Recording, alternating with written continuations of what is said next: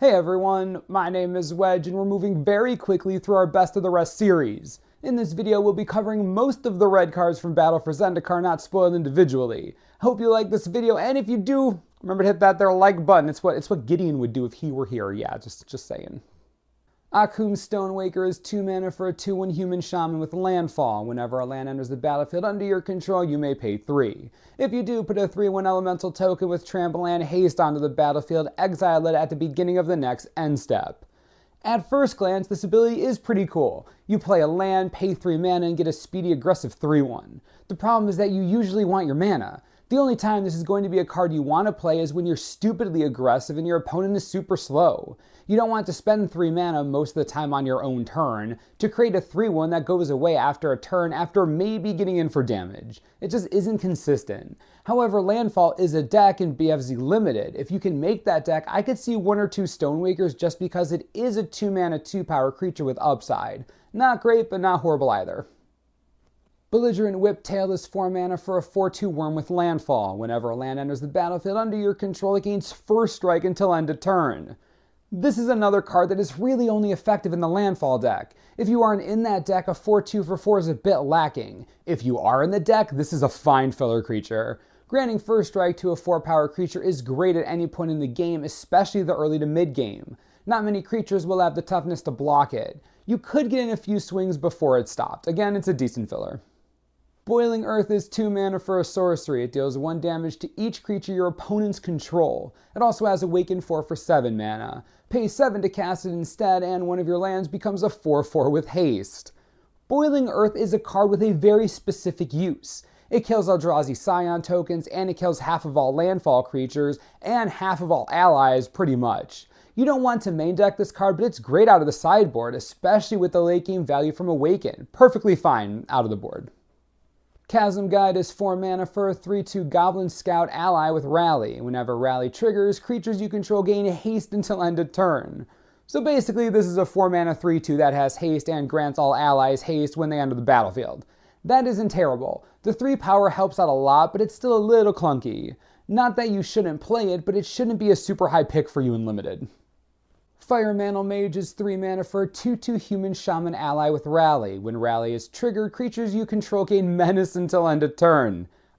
Yes, the card's crazy strong. Easily one of the best red uncommons in the set. Granting your entire team evasion?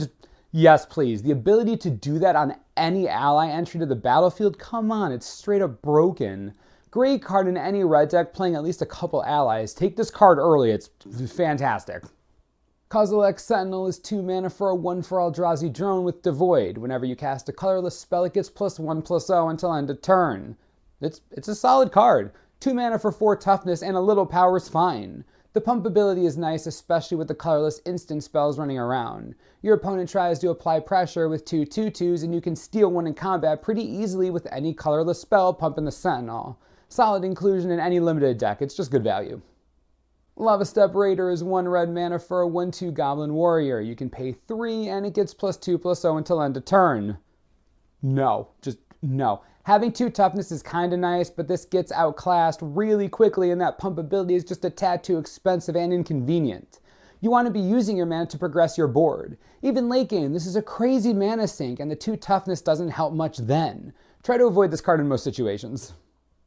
Nettle Drone is 3 mana for a 3/1 Eldrazi drone with Devoid. You can tap it to deal 1 damage to each opponent. Whenever you cast a colorless spell, untap the drone. At first, I wasn't sold on the drone, but after seeing it in play, this card is hilarious. If you can get into the Devoid deck, probably the blue-red one, the drone becomes insane. Use it to attack for the full 3, untap it by playing a spell post-combat, ping them, play another spell, ping on their turn. There's a lot you can do with this. Nettle Drone is the perfect card if you see yourself in a colorless red deck. It's so good. Undude Champion is 4 mana for a 4/3 Minotaur Warrior ally with Rally. Whenever Rally is triggered, creatures you control gain Trample until end of turn. Trample's nice, but I won't lie to you, the card's great because it's a 4-power creature for 4 mana. This commits something big to the board, most likely one of your biggest ally creatures. Again, gaining Trample is nice, but this is a beat stick and that's why you're running it. Great addition to any ally limited strategy. Outnumber is 1 red mana for an instant. It deals damage to target creature equal to the number of creatures you control. The card's weird. If you're in an ally deck or a deck with a ton of Eldrazi Scions, this becomes one of the best removal spells in the format, but even then, it will never be as consistent as you want it to be. I think it's worth it to run it as a one-of in a creature-heavy deck, but just remember that sometimes it will be a dead draw. When it isn't dead though, so much value. Processor Assault is 2 mana for a sorcery with Devoid. As an additional cost to cast it, put a card an opponent owns from exile into their graveyard. Processor Assault deals 5 damage to target creature. 2 mana for 5 damage sounds good. The problem? That exile clause is so annoying. If you don't have a way to reliably enable ingest, this is a useless card. Over the weekend, we had a lot of trouble casting this. That isn't what you want out of your removal. I would say that this is definitely worth playing and picking in limited, but I would avoid doing both if you don't already have so much ingest you're drowning.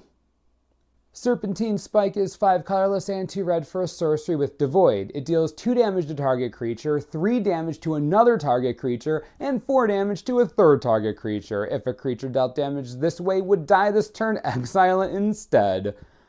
I mean, this is a super bomb, and you obviously can first pick this. Sometimes it'll wipe your opponent's board, sometimes it'll give you more exile fuel than you could ever need, sometimes you can watch the hope leave your opponent's eyes as you cast this. Bomb rare, first pickable. Shatterskull Recruit is 5 mana for a 4/4 giant warrior ally with Menace. This card's great. 5 mana for a 4/4 with Evasion. This is exactly what you want to be playing in the format. Force your opponent into unfavorable blocks or no blocks at all. A great creature to top a curve and end games. It's that simple, worth playing in any red deck in limited. Stone Fury is 5 mana for an instant. It deals damage to target creature equal to the number of lands you control. This is amazing. Unlike Outnumber, you'll pretty much always have lands, so this becomes way more reliable of a removal spell, especially late game when your board has, 10 lands? You can kill anything with this. Great removal spell, worthy of an early pickup, easily one of the best red commons. Touch of the Void is 3 mana for a sorcery with Devoid. It deals 3 damage to target creature or player. If a creature dealt damage this way would die this turn, exile it instead. Talk about one of the best red commons? This is the best red common. It is sorcery speed removal, but it's great removal. 3 damage at 3 mana is going to kill most creatures, and you get the exile trigger for your processors. It's just good synergy. Certainly worthy of an early draft pick, this is definitely one of the better removal spells in the set. Tunneling Geopede and Valakut Predator I'll talk about together. They both cost 3 mana and both have great landfall triggers. You want more Predators than you do Geopedes, but you want both of them in your landfall deck.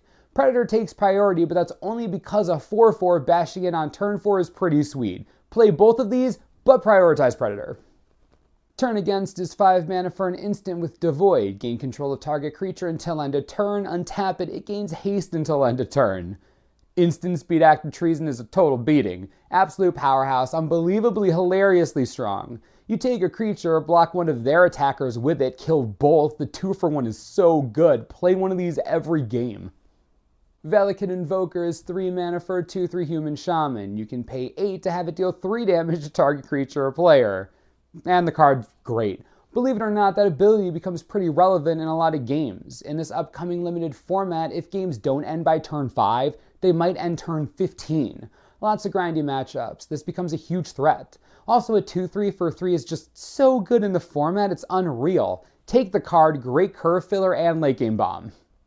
Vile Aggregate is 3 mana for a 5 toughness Eldrazi drone with Devoid, Trample, and Ingest. Its power is equal to the number of colorless creatures you control. Okay, if you're in the colorless Eldrazi deck, Vile Aggregate is one of the best cards you could possibly take in the entire set. Hands down amazing, ridiculously powerful. It has Trample, so it's easy to trigger Ingest, make some Scions, and it's huge. 5 toughness is a great start. It's everything you want. Just play it, trust me. That's the rest of the red cards I care to talk about from Battle for Zendikar. I won't lie, red's pretty sweet. It was fun to play and a nightmare to play against. Whether it's in the Landfall deck or the Eldrazi deck, the color was explosive to say the least. Let me know in the comments how you feel about it. Where do you rate it when you compare it to the other colors? Can't wait to see what you have to say. As always, subscribe for the latest and most reliable Battle for Zendikar spoiler information you could ever need. This is the Manosaurus, I'm Wedge. Thanks for watching, we'll see you next time.